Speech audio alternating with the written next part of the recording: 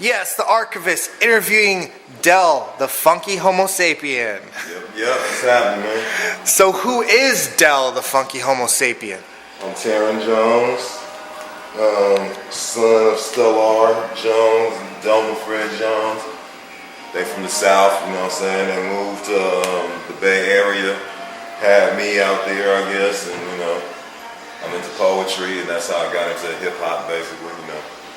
Got a crew called Hieroglyphics, you know, we from Oakland, California. That's about it, man, you know what I'm saying? Do my thing, whatever. I'm part of Hieroglyphics, but Soul's Mischief is their own entity. But being part of Hieroglyphics and them being part of Hieroglyphics has helped me, of course, because they're younger than I am, you know what I'm saying? So I came out, I kind of opened the door for them.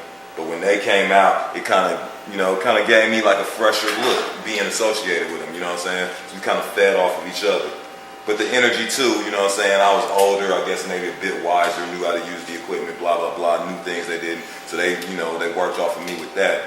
On the other hand, their youthful energy and a fresh way of approaching stuff, you know, I built off of that. So I'd say that would be the, you know, that would be the main thing happening there that was helping both of us. And what was one of your favorite albums that you've made as Del, and what was the most units that you've sold as Del, the Funkee Homosapien? The most units I've sold as Del, the Funkee Homosapien is probably Dabalina. And I Wish My Brother George is Here album. That's probably the most that I've sold. In this day and age, it would be like going platinum. All right, and how was it working with the Gorillas and being under a different identity, Del the Ghost Rapper? I didn't work with them. Oh. I didn't work with Gorillas. Actually, what happened was Gorillas actually was already, that album, that creation was already done. What Automator wanted me to do was come in and kind of, basically he wanted me to replace the vocalist he already had on the song Clint Eastwood. He didn't like it, or for whatever reason he thought it could be better. He thought I could do a better job and do it quickly. So he asked me to do it, and that's how, you know, that's how it happened. Man. All right. Glad it happened, you know what I'm saying? The artist that does the artwork, you know what I'm saying, the drawing and stuff is incredible. I used to read Tank Girl. I used to draw Tank Girl. You know what I'm saying? So I always loved his art. So that alone got me into it. You know what I'm saying? And that's usually what record companies do. You know what I'm saying? They release like a greatest hits album or something like that to try to, you know, get as much money as they can get out of the artist. You know what I'm saying? Once they figure like an artist is played out or whatever, they're not signed no more, they're not making records with them no more, then they start releasing the greatest hits records. You know what I'm saying? And that's how I roll. Now personally, I don't have a problem with the B-Boy whatever, you know what I'm saying, whatever the thing was called. It was actually tight. They had a cool little spread on me, explain stuff about me fairly good, you know what I'm saying? I thought it was tight. They had all the B-sides, which I didn't even have hella those, my damn self. So I thought it was a pretty good compilation of stuff that people didn't really get to hear. For all intents and purposes, Elektra, they did a good job. And I was just talking to my DJ, Zach, about this earlier.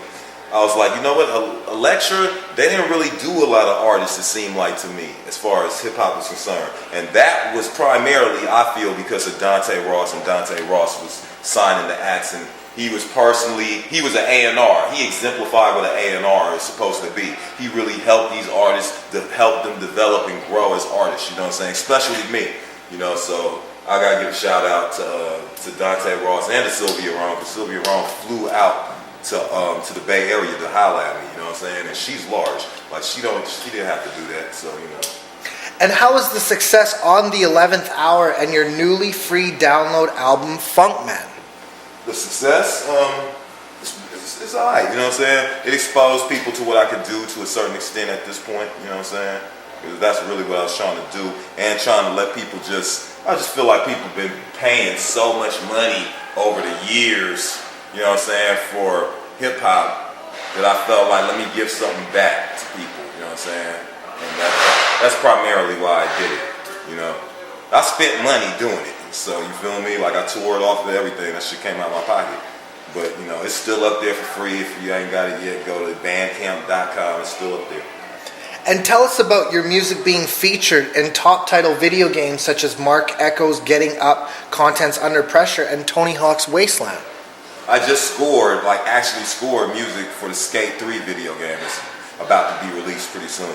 The game was ridiculous. in itself. But I actually scored like a third of that game. You know what I'm saying? So I'm not talking about they took a song and just superimposed it in the game. I actually like sat there, composed some music specifically for the game. It was kind of difficult, you know what I'm saying? That's my first real scoring gig. But, you know, hopefully I get more than that. You know, that was special to me. The other games is cool if they want to use a song or whatever because they feel me. They probably, you know, they dig Dell. Dell means something to them and maybe their audience. But in this case, with Skate 3, they gave me the opportunity to actually create music for the game. You know? So. And the parallel universes with Tame 1, how is it combining with both of you and Tame 1's creativity towards this record? Tame, I've been friends with Tame for quite a while.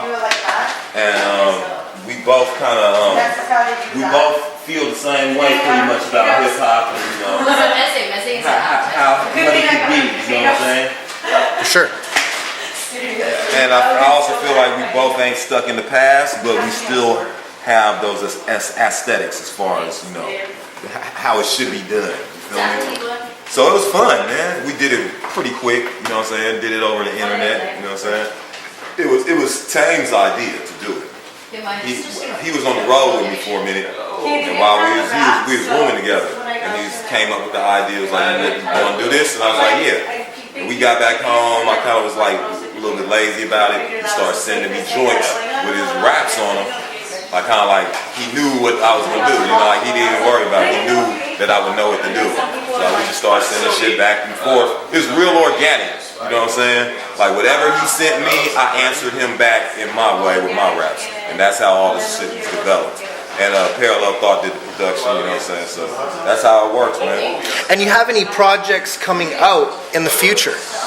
I'm always working on stuff. I'm working on stuff right now, you know what I'm saying? So all right. That's always what's up, man. And what's one of the biggest shows you've ever rocked as Dell? When I was on the road with Cube, when I first came out, I was on the road with Cube, Dub C and Mad Circle and Black Sheep. Give a shout out to Drez out there. That's the big homies, Drez from Black Sheep, you know what I'm saying? So, and Dub C and Coolio, you know what I'm saying? All them dudes, man. It was real cool. But that was probably the biggest shows. But lately, I've been doing these like festivals and shit, you know what I mean? Like, you know, the big festivals that you have, like Bonnaroo and all that stuff, you know what I'm saying? And you have any shouts? Everybody. You know what I'm saying? Give a shout out to my DJ Zach. Yeah. For sure. Thanks again. Right on, man.